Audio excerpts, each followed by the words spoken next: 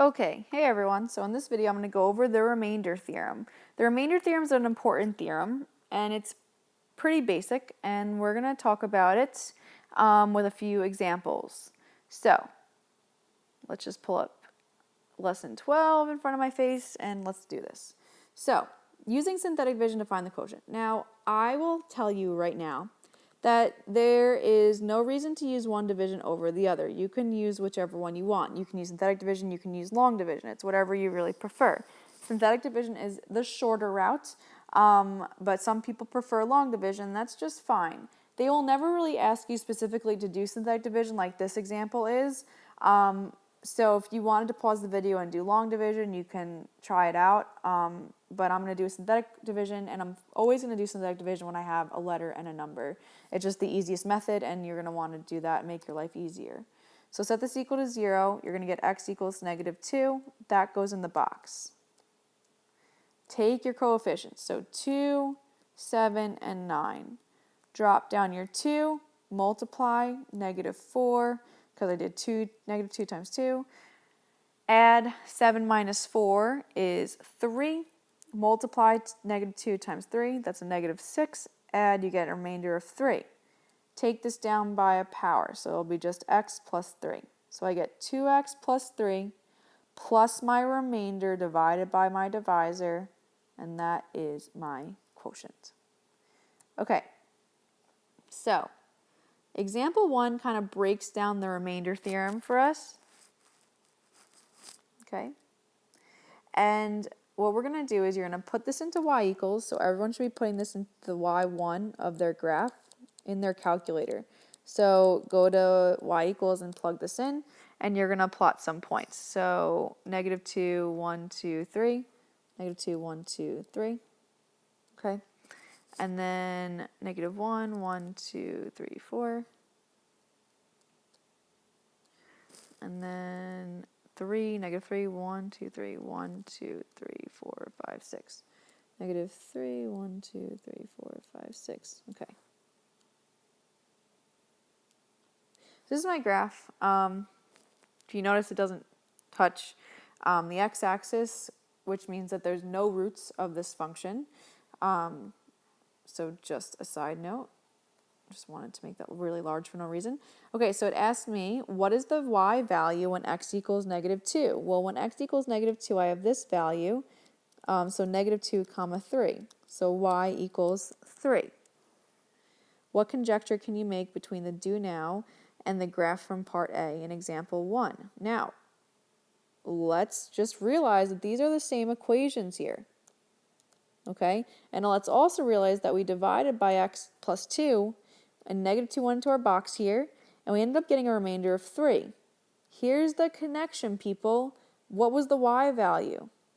At this point, the y value was 3. So this is what the remainder theorem states. It states that when you divide by a polynomial that's like x plus a number and x minus a number, when you have x equal to the number, the remainder is the y value on the graph. So whenever you graph it, the remainder is the y value that goes with that specific x value. Okay? So what conjecture can you make between the do now and the graph from example 1? You can say that the graph at x equals -2 gave me the remainder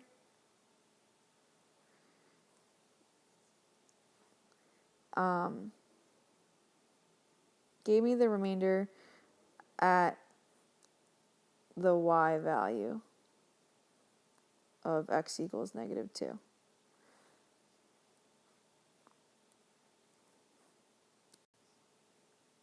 Okay, so this is the remainder theorem written out. It says, if you divide a polynomial by a degree of n greater than or equal to 1 by x minus a, so that's the whole, if you divide by x plus a number or x minus a number, then the remainder of p of a is the remainder, then the remainder is p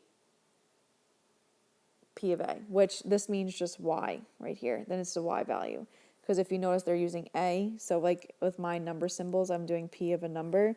So basically what this is saying is that at the X value, you'll get the Y value, and the Y value is the remainder. So remember, the Y value is the remainder at that X value. If the remainder is 0, A, the value that you have, is a root of the polynomial because the Y value of that coordinate is 0, and X minus A is a factor. So basically what this means is that if you find a factor, that A value, that number that's right there, is indeed a root of it.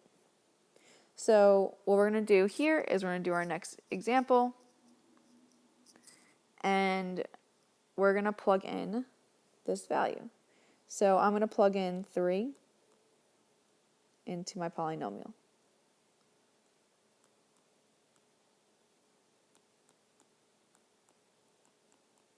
This gets me a value of 182, which means that 3, 182 is on this graph when you graph it. And because this is not 0, then x minus 3 is not a factor. And that's because P of 3 does not equal 0. If P of 3 did equal 0, then you would have a factor, and 3 would be a root, because that's where it would cross the x-axis.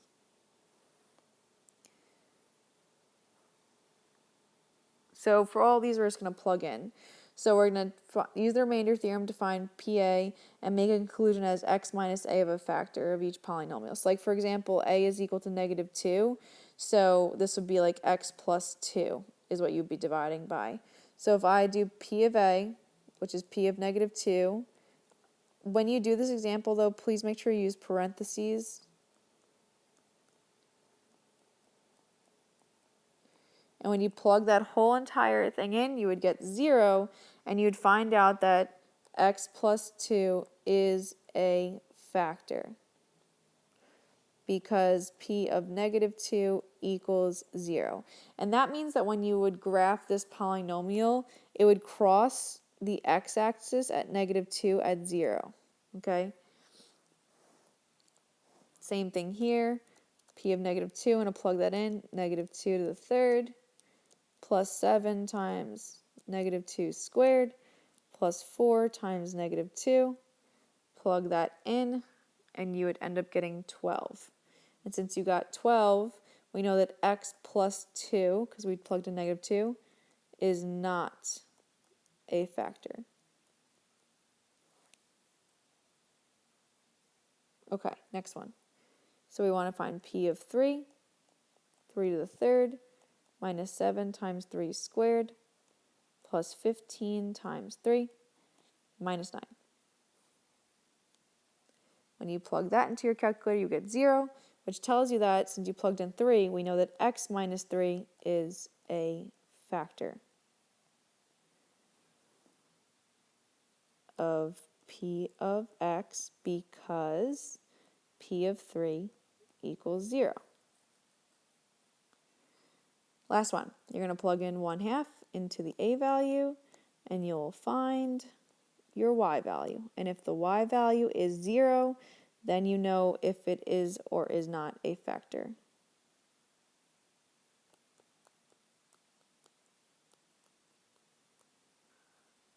You plug that in, and you get 10. So you know that x minus 1/2 is not a factor of P of x because P of 1/2 does not equal 0. It equals 10. Okay. Says the graph of the quadratic function P of x is shown below. So this graph here is of P of x. This whole guy, the blue curve. What is the remainder when P of x is divided by x plus 2? So thinking back to synthetic division, you would set this equal to 0, and you'd find x equals negative 2. So to find your remainder, you're going to want to find the y value at negative 2. So when I look at negative 2, it's right here, and the y value is this guy down here. So I have negative 2, comma, 1, 2, negative 3. So since our y value is negative 3 at negative 2, the remainder is negative 3, which would tell you that x plus 2 is not a factor of p of x, because it doesn't give you that 0 value. The factors would actually be these guys right here, because that's where they cross the x-axis. So I hope this helped you understand the remainder theorem. Basically what it says is that whenever you divide by x plus a number or x minus a number, when you set this equal to 0 and you find that number on the graph, you also find the remainder as the y value. The remainder is the y value. Okay? So hope this helped, and I'll see you guys soon.